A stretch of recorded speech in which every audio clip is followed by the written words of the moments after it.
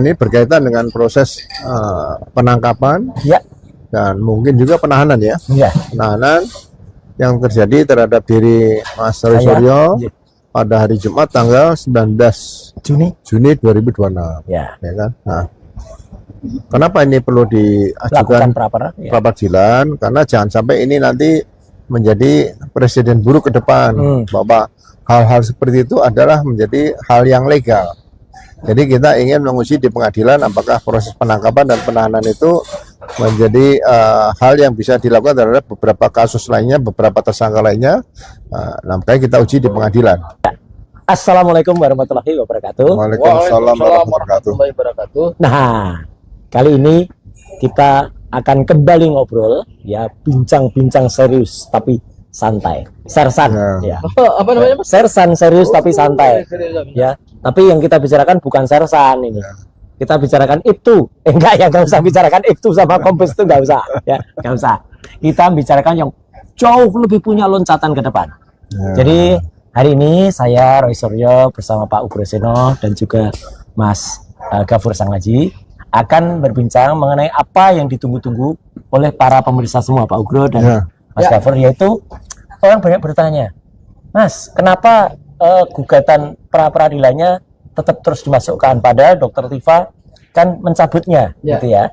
Nah, terus apa persiapan yang kira-kira dilakukan oleh saya dan juga karena Pak Ugro juga pasti akan kita harapkan kesediaannya untuk menjadi ahli di dalam itu, ya, menuju Senin, karena gugatan pra-peradilan akan kita gelar nanti pada hari Senin tanggal 29 Juni 2026. Mungkin ada pendapat sedikit dulu dari Pak Ugro soal pra-peradilan, nanti biar Mas Gafur yang menjelaskan soal kenapa di sisi Dokter Tifa dicabut, ya, kenapa kita jalan terus. Monggo, Pak Ugro. Ya, baik, terima kasih.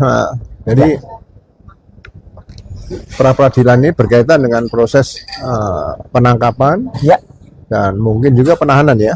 Penahanan yang terjadi terhadap diri Mas Roy Suryo pada hari Jumat tanggal 19 Juni 2026. Ya kan? Nah, kenapa ini perlu diajukan pra-peradilan? Karena jangan sampai ini nanti menjadi presiden buruk ke depan bahwa hal-hal seperti itu adalah menjadi hal yang legal. Jadi kita ingin menguji di pengadilan apakah proses penangkapan dan penahanan itu menjadi hal yang bisa dilakukan terhadap beberapa kasus lainnya, beberapa tersangka lainnya. Nah, makanya kita uji di pengadilan. Kenapa? Karena proses penangkapan Mas Roy Suryo ini sebetulnya perkara yang disangkakan kepada Mas Roy Suryo ini adalah berkas perkaranya sudah dilimpahkan kepada jaksa penuntut umum. Atau jaksa peneliti di situ sudah menilai. Jadi pada saat berkas dilimpahkan masih ada proses bolak-baliknya perkara. Jadi penyidikan itu masih kita sebutkan masih ada, karena masih ada kemungkinan melengkapi petunjuk jaksa berkaitan dengan barang bukti, pemeriksaan saksi dan sebagainya. Sebelum P21 kemarin. Sebelum P21. Nah, kan? Nah, karena sudah dilakukan penelitian jaksa, kemudian jaksa menyatakan berkas sudah lengkap, kemudian menyatakan menerbitkan P21 pada tanggal 30 Oktober 30 April 2026. Nah, maka di sini pengendali perkara otomatis berpindah ke jaksa. Jadi tanpa ada perintah petunjuk jaksa lagi, itu hal-hal yang berkaitan dengan penyidikan saya rasa tidak bisa dilakukan karena sudah beralih. Ya kan? Nah, kalau misalnya dilakukan berarti harusnya ada petunjuk-petunjuk dari jaksa seperti itu. Nah, karena sudah terbit P21, ya berarti kalau tanggal 30 April 2026 tadi sudah ada P21, seharusnya pelimpahan tahap kedua itu dilakukan 14 hari setelah terbit P21.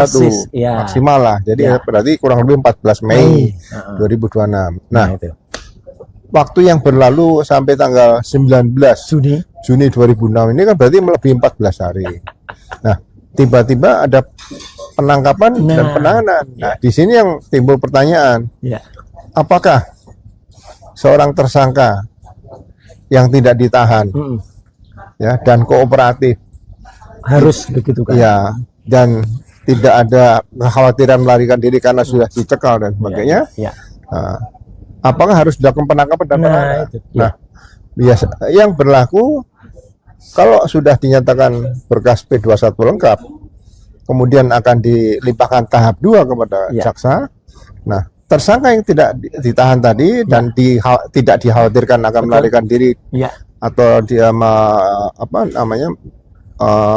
selain melarikan diri itu menghilangkan barang bukti. Bukan, yang kedua itu mengulangi tindak pidana.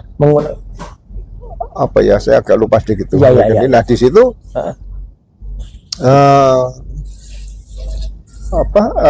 cukup diberikan panggilan. Oke, iya. Seharusnya itu beberapa wilayah kepolisian daerah itu saya coba telepon kan, saya hubungi, cukup diberikan surat panggilan, kemudian dijelaskan kepada tersangka bahwa akan dilakukan pelimpahan tahap kedua. Mohon hadir menghadap penyidik pada tanggal sekian. Ada di surat P21. Apakah itu masih dalam diskusi dulu, dialog dulu, akan diserahkan kapan, atau memang perlu disebutkan akan pelimpahan tahap kedua dilakukan pada hari Senin tanggal 22. Itu biasanya ada di surat P21 itu. Di situ disebutkan. Nah, kemudian apabila tersangka juga tidak ditahan, dia bisa komunikasi dengan koordinasi dengan penyidik. Pak penyidik, ini bagaimana? Apakah saya bisa langsung ke kejaksaan atau saya bersama Bapak di situ? Jadi sebetulnya kuncinya komunikasi. Komunikasi yang bagus. Nah, kalau terhadap Mas Roy ini ditangkap, saya juga tidak tahu dasarnya apa. Ya kan? Jadi ini yang perlu diberikan penjelasan nanti apa dasar penangkapan seperti itu, ya kan? Kemudian kalau dilanjutkan penahanan. Nah, penahanan ini kan bagian daripada upaya paksa penyidikan juga di situ. Ya kan, walaupun penangkapan juga, tapi penahanan itu lebih agak rumit karena ketentuannya juga harus berdasarkan pasal 100 tadi, Mas. Pasal 100 KUHP di situ jelaskan angka 5 itu sebutnya cukup, kalau misalnya ada 9 di situ yang harus penuhi persyaratan itu. Nah, kalau itu tidak dipenuhi, berarti kan ini nanti diuji pengadilan. Nah, yang terakhir itu kaitan kalau dilakukan penahanan seperti Mas Roy tadi berkaitan akan dilimpahkan ke tahap 2. Nah, kata-kata dilimpahkan tahap 2 harus dilakukan penangkapan dan ataupun penahanan itu tidak diatur di hukum acara pidana pasal 100 tadi. Nah, jadi ya sebetulnya kita bukan menguji berkas-berkas yang sudah dilimpahkan ke jaksa kemudian oleh jaksa ke pengadilan, tapi hanya prosedur penangkapan dan penahanan. Nah, saya rasa ini hal yang bagus sebagai check and balance bahwa hukum ke depan harus tetap menciptakan kebenaran dan keadilan yang hakiki seperti itu. Itu saja menurut saya sih. Terima kasih Pak Ugro. Dan pemirsa juga mungkin sempat bertanya ya, kenapa tadi Pak Ugro itu menyampaikan bukan tanggal 30 April tapi 30 Oktober. Ya gitu. 30 Oktober. Ya mungkin agak-agak bayangan gitu kalau peristiwa yang terjadi itu kemarin pada saya itu hampir mirip peristiwa 1 Oktobernya gitu. Tapi malam harinya, Pak. Jadi 30 September. Ya tuh G30S PKI. Waduh, sangat brutal lah pokoknya itu. Dan alhamdulillahnya 1 Oktober itu adalah kesaktian Pancasila. Jadi ya ada 30-nya, ada Oktobernya. Nah, sekarang saya kita beralih ke Mas Gafur ya gitu. Jadi ada banyak pertanyaan, Mas. Kenapa kita tetap mengajukan praper sementara di Dr. Tifa dicabut prapernya gitu? Jangan-jangan itu banyak liter yang mereka mulai pecah kongsi gitu. Apa hubungannya kongsi dengan ini gitu ya? Atau jangan-jangan mereka berpikiran ini menghambat proses ini, takut ke pengadilan, takut ke pengadilan. Silakan. Jadi para pemirsa Roy Suryo Official, kemudian Abdul Ghafur Sangaji Official dan kanal-kanal lain, ada juga Ugro Seno Tribrata. Jangan lupa subscribe ya Pak Ugro Seno ya, biar channelnya makin berkembang juga. Amin. Dalam rangka kita mengedukasi publik. Ya. Kalau Pak Ugro mengedukasinya dari pengalaman dan ilmu pengetahuan hukum sebagai seorang mantan penyidik, ya. Mantan Wakapolri ini, ya. Yang kemarin disebut loh Pak Mas Roy, disebut namanya. Oh iya. Itu ada pejabat mantan. Bukan disebut namanya, tapi di profesinya ada seseorang lah oleh yang masih Pak Iman. Itu ada seseorang mantan pejabat kepolisian yang masih merasa dirinya seperti pejabat. Ya. Itu kayaknya buat Pak Ugro bukan ya Pak? Jadi Jadi mungkin saya jawab sedikit ya, biar Ya. saya merasa itu mungkin ditujukan pada saya. Tapi Gitu. orang lupa siapapun dia lah. Kalau saya begitu purnawirawan sejak tanggal 1 Maret 2014, Baik. kendaraan dinas saya sudah tidak Sudah pakai. pakai. Iya. Ajudan saya tidak pakai, ya kan? Padahal banyak loh yang masih pakai Bapak. Iya, kalau mantan Wakapolri ajudan minta 2, 3 masih dikasih, Iya, ya iya. kan? Kemudian kendaraan dinas juga tidak ada. Nah, rumah saya juga tidak dijaga, ya kan? Jadi kalau saya masih merasa pejabat tinggi, di mana tingginya, gitu loh. Jadi jangan dianggap saya mantan Wakapolri, saya dikatakan misalnya Luar mantan biasa, pejabat tinggi terus intervensi Iya. cawe-cawe. Saya bilang kalau saya mau intervensi mantan Iya. pejabat tinggi, saya pasti datang ketemu Kapolda. Wah, iya, betul. Saya ketemu sama Dirkrim. Saya nggak ada. Ya. Saya cuma ketemu waktu itu Mas Roy kan Iya. di dalam itu Iya, ya. Ini ada apa gitu kan? Itu wajar. Kemudian saya berikan nasihat pada para penyidik, pada anggota-anggota di tahanan dan Iya. barang bukti tadi. Ini kenapa seperti ini sih? Kenapa tidak sebaiknya Iya. penyidik itu memberitahu penasihat hukumnya supaya Mas Roy, Datang. Dr. Tipani didampingi penasihat hukum. Jadi sekali lagi saya mohon maaf kalau dikatakan Ya. saya tidak pernah menggunakan fasilitas Ya. Komisaris Jenderal Polisi saya. Siap. Saya hanya menggunakan Luar biasa. otak dan nurani saya. Jadi janganlah kemarin seperti dikait-kaitkan bahwa ini ada intervensi dari mantan pejabat tinggi yang merasa masih minta dianggap sebagai pejabat. Saya bukan pejabat tinggi sekarang. Ya. Saya sudah masyarakat biasa gitu loh. Siap. Jadi apalah artinya kalau kita menonjolkan pangkat jabatan, nggak perlu. Yang penting kan nurani kepemimpinan kita, bagaimana kita memberikan kita. Ya. pelayanan terbaik pada masyarakat dan sebagainya. Itu saja sih saya arahnya Siap. ke situ, dan Oke.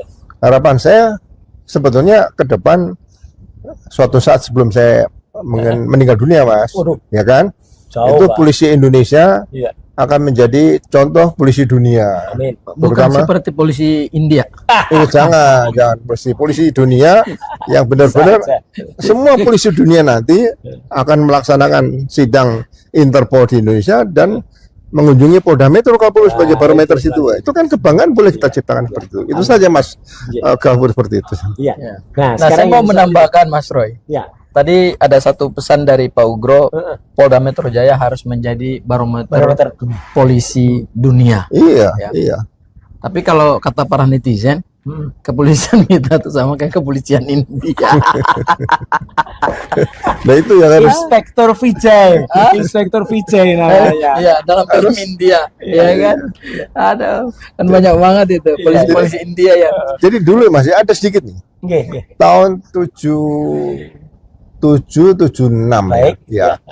Itu ada pejabat tinggi Polri waktu itu Ya. yang terkena kasus korupsi 4,1 miliar, Mas. Korupsi internal bukan dari luar. Itu begitu meledak di media, di masyarakat. Saya waktu itu masih taruna AKBRI, kepolisian. Itu merasa terpukul malu. Iya, iya. Jadi ya kita berpikir wah ini nilai setitik rusak susu sebelah. Nah, Iya. Padahal yang biasanya ketemu di belanga itu adalah asam dan garam. Kita, asam dan garam ketemu di belanga. Nah, itu lagu Iya. apa hati-hati di jalan kata Mak- Tulus itu. makanya sekarang saya nih walaupun sudah purnawirawan masih berharap banyak Ya.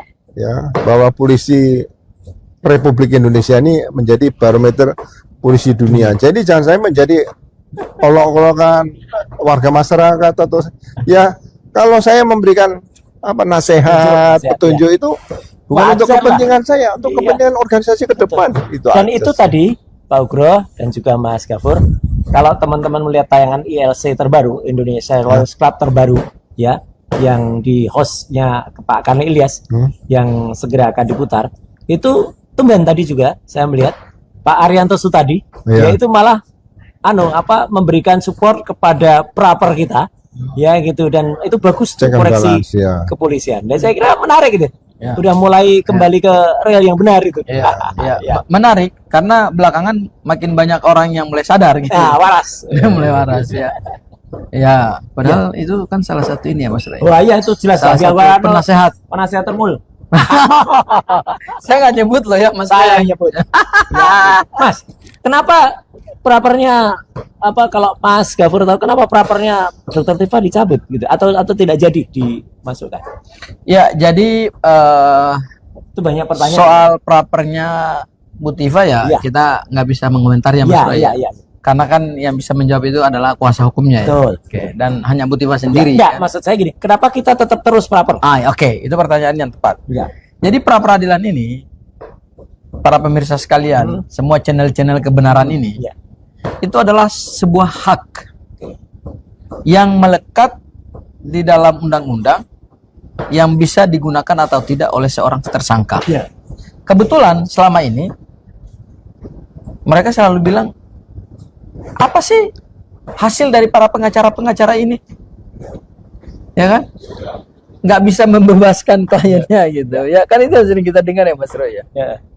Tapi ya kemarin alhamdulillah ya. Ya. Dengan Luar biasa. dukungan doa masyarakat Indonesia gitu ya. Kita mendapatkan ya kebaikan Tuhan lah Amin.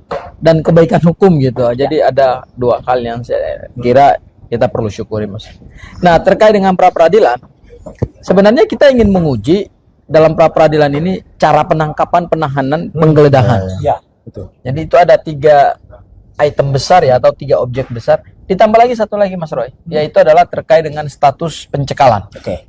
Kita minta melalui lembaga pra peradilan yang akan disidangkan pada hari Senin 29. 29 Juni 2026, kita minta bahwa terhadap peristiwa yang sudah terjadi yaitu penangkapan dan penahanan yang kalau kata Mas Roy brutal dan bahkan mengingatkan kita pada peristiwa G30 SPKI itu perlu dikoreksi Iya. oleh pra peradilan supaya praktek-praktek seperti itu tidak lagi terjadi ke depan. Tapi kan ada yang bilang begini Mas Roy, ya perkaranya kan udah dilimpahkan ke jaksa. Terus kan Mas Roy juga tidak ditahan oleh pihak ngapain kejaksaan. kalau gitu kan? Ngapain sih capek-capek gitu. Memang benar sudah dilimpahkan. Dan memang benar juga Mas Roy tidak ditahan. Tapi bukan itu concern kita. Baik. Concern kita adalah kita ingin memberikan satu edukasi hukum kepada publik sekaligus juga kepada aparat penegak hukum. Karena dalam sistem peradilan pidana itu kan ada check and balance. Yes. Ya, nggak bisa kita membiarkan penggunaan kekuasaan sewenang-wenang gitu. Kalau itu terjadi ya rusaklah negara hukum kita.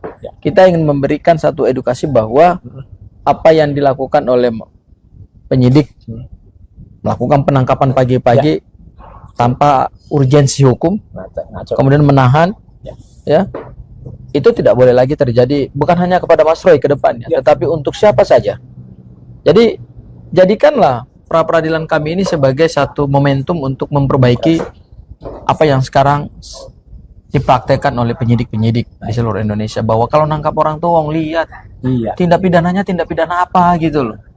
Kalau orang cuman diduga melakukan pencemaran nama baik, fitnah, masa harus diperlakukan sebagai Iya. tindak pidana yang luar biasa gitu loh. Makanya begini Mas Roy, di dalam ilmu hukum pidana, kenapa delik itu dibagi atau dikualifisir? Ya.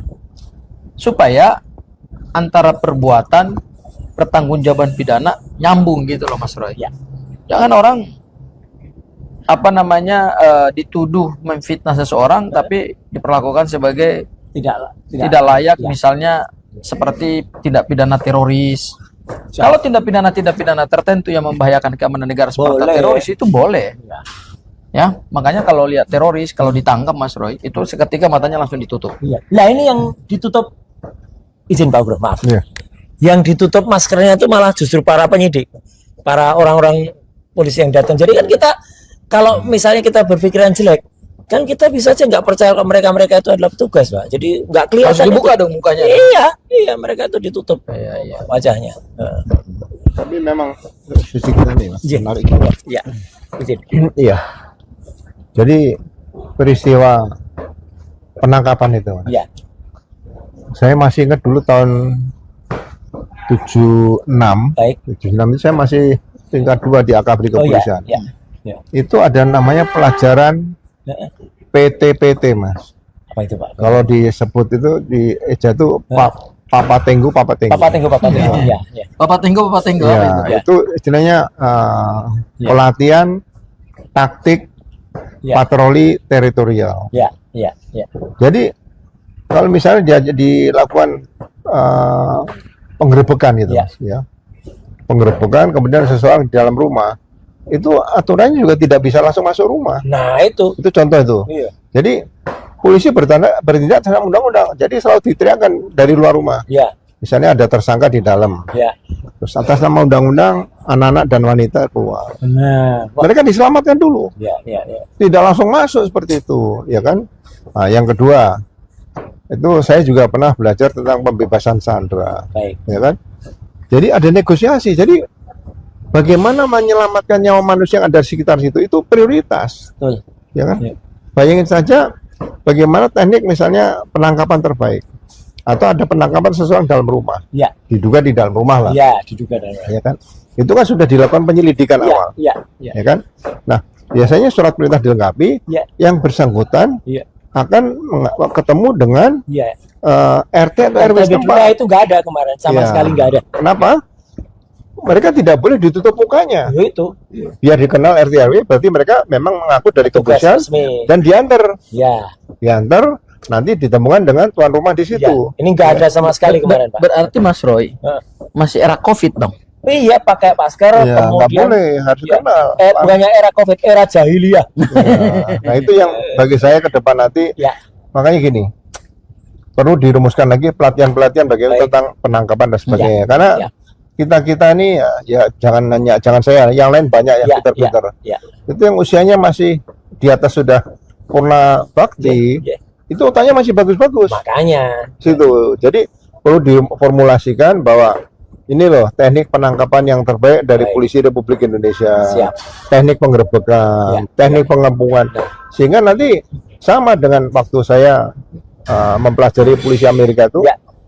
Polisi Amerika itu paling sulit pada saat mau selesai pendidikan itu. Tesnya tes apa, Mas? ya apa itu? Tes pengambilan keputusan. Oh, decision making. Iya. Ya. Itu kalau tes itu nggak lulus. Padahal itu mudah. Betul. Dengan simulasi, Ya. simulator. Ya, untuk Jadi mendidik anak kapan, mereka ya. iya, punya kapan sifat. boleh menggunakan senjata api, kapan Baik. tidak. Baik. Begitu dia salah, nggak lulus, ngulangi lagi. Ya. Nah, hal-hal seperti ini mudah-mudahan nanti ke depan bisa dilakukan oleh Siap. Kepolisian Republik Indonesia untuk meningkatkan profesionalisme. Jadi ya yang sudah terjadi ya kita koreksi supaya Ya. ke depan nanti tidak terjadi lagi. Siap. Ya, ya. Baik, Bapak sebentar. Iya. Terakhir Bapak, dan juga mungkin nanti closingnya Mas Gafur ya, karena sudah agak panjang nih, takutnya kepanjangan. Soal Rapid besok itu ya, apa goals yang diinginkan, dan andai kata itu ditolak gitu ya, mungkin Bapak bisa berikan gambaran juga Mas Gafur, bagaimana kalau itu ditolak, bagaimana kalau itu diterima. Silakan Bapak.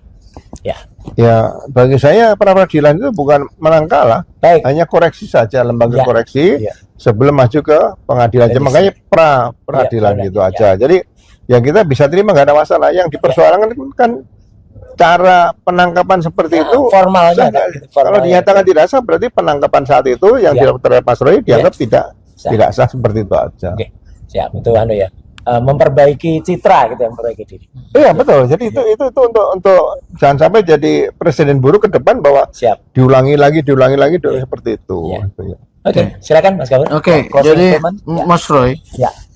ini lembaga pra peradilan ini adalah satu forum yang disediakan oleh hukum Ya. supaya tindakan-tindakan yang dilakukan oleh penyidik itu harus bisa diuji kembali, Betul. ya. Jadi kita tidak menang dan kalah. Kita tidak mencari itu. Ini bukan gugatan ya. Ya. Kalau gugatan, makanya namanya permohonan. Kalau dalam perdata itu ada permohonan, ada gugatan. Kalau gugatan yang dicari adalah menang kalah.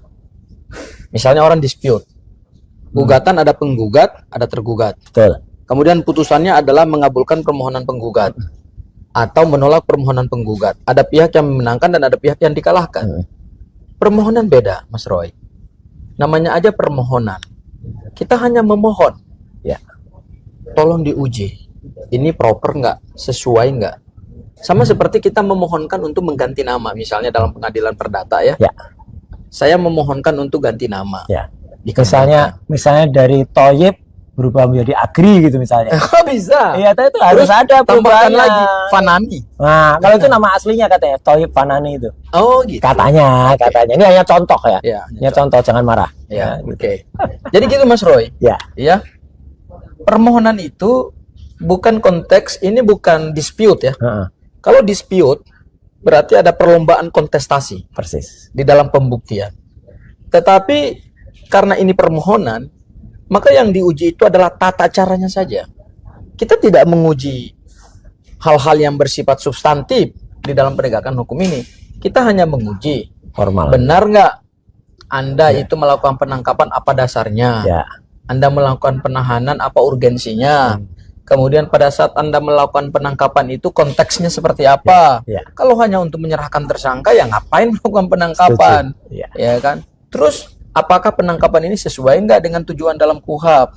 Terus kemudian penahanan ini dasarnya benar nggak? Nah, kalau kemudian ujung daripada proses pra peradilan itu adalah menerima permohonan kita, berarti kita juga tidak menjadikan satu, saya tidak menyebut kemenangan, Iya, iya, iya. tetapi keberhasilan kita untuk meyakinkan majelis, untuk meyakinkan hakim tunggal ya, karena pra peradilan itu hanya Hakim hakim tunggal, itu untuk mendelegitimasi Polda Metro Jaya tidak. Tidak. Tetapi jadikan itu sebagai momentum untuk perbaikan. Persis. Oke ya. Bagaimana kalau kemudian permohonan kita ditolak? Ya. Ya. Kalau kemudian permohonan kita nggak apa-apa. ditolak, tidak ada dampak hukum apa-apa. Iya. Menang tidak berdampak apa-apa. Ya, ya. Tidak diterima juga Ya. tidak berdampak apa-apa. Jadi lebih kepada suasana untuk memberikan satu pembelajaran hukum dan edukasi hukum bahwa Betul. kalau diterima berarti penegakan hukum itu harus seperti ini loh. Ya. Tapi kalau kemudian ditolak, Ya. ya Harus. berarti kita akan lihat apa Ya. dasarnya ditolak. Baik. Gitu ya. Jadi ini bukan soal menang dan kalah, Ya. tetapi ini lebih kepada bagaimana pengadilan negeri dengan kewenangan yang diberikan dalam pasal 158 menguji sah tidaknya upaya paksa itu supaya benar-benar bisa terbukti. Dan ada satu lagi Mas. Ya, siap. Saya kira ini penting juga buat para pemirsa ya, channel-channel YouTube kebenaran ini. Banyak fakta yang sampai sekarang ini tidak terungkap ke publik. Mas Roy selalu mengatakan bahwa ini dramatis. Iya. Tapi kan orang membayangkan dramatisnya itu seperti apa? Ya. Karena filmnya belum keputar gitu. Nah, Iya nggak Mas Roy ya? Ya. Benar ya? Benar. Kita tidak ingin menyebarkan berita-berita itu atau katakanlah bukti-bukti itu Ya, sebelum secara itu. tidak bertanggung jawab Ya, gitu. ya. Kita nggak mau. Nanti dianggap misalnya oh ini untuk mendegradasi atau untuk menyerang Polda. Oh tidak. Ya. Kami ingin memutarkan bukti-bukti itu hanya dalam satu forum hukum yang sah, Ya. yang namanya pra peradilan. Ya. Betul. Dan hari Senin itu insya Allah Mas Roy, saya yakin akan banyak media yang datang. Ya. Tapi kalau ini mau cepat, sebetulnya cuma satu. Nah. Termohon, Ya. yaitu Polda Metro Jaya, harus cepat menyusun jawaban dan Iya. harus hadir dalam Betul. pra peradilan Jangan supaya mundur-mundur. tidak tertunda lagi. Betul. Karena pra peradilan itu kan 7 hari Ya. harus putus. Betul. Tapi dengan catatan Kalau semuanya termohonnya harus hadir. rajin. Ya. Kalau nggak datang-datang juga itu kan yang Ya, repot. Akhirnya tertunda lagi. Dan itu jangan dianggap ini kita seperti wasting time ya. Ya, enggak sama sekali enggak. Ya, kita tidak wasting time. Tapi sebelum kita maju ke pengadilan untuk memproses pokok perkara, Ya. kita ingin mengklirkan semuanya bahwa apa yang dilakukan Polda itu proper nggak sesuai dengan hukum acara pidana. Itu aja sebenarnya tujuannya sih Mas. Siap. Oke. Oke. Satu Ya. lagi deh. Ya. Silakan, Pak. Kalau nanti memang proses penangkapan Mas Roy tadi Ya. dinyatakan tidak sah oleh pra peradilan, Ya. ya kan? Ini adalah momentum bagus. Oke. Kenapa? Zaman-zaman waktu saya masih kapten mayor dulu, Ya. Ya. itu ada juga lomba olah TKP. Ya. Berarti mereka harus belajar ulang kembali ya, Iya, Pak. mana olah TKP terbaik seluruh Indonesia nanti? Iya, iya. Antar Polda misalnya. Iya. Nah, ini bisa nanti lomba penangkapan yang terbaik. Iya. Itu dilombakan. Nah, nanti yang terbaik itu jadikan peraturan Kalau boleh usul Pak Ugro, kepolisian. lomba penangkapan baik, saya mau deh jadi korbannya. Jadi biar rame, biar saya mengalami yang brutal dan mengalami yang baik. Iya, jadi dulu sering kegagalan pengolahan TKP. Berarti kalau lomba itu berarti nanti yang baiknya ya. Yang baiknya. Tapi pernah mengalami yang brutalnya kan? Iya, pernah. Nah, yang brutalnya ini yang mau kita uji. Iya.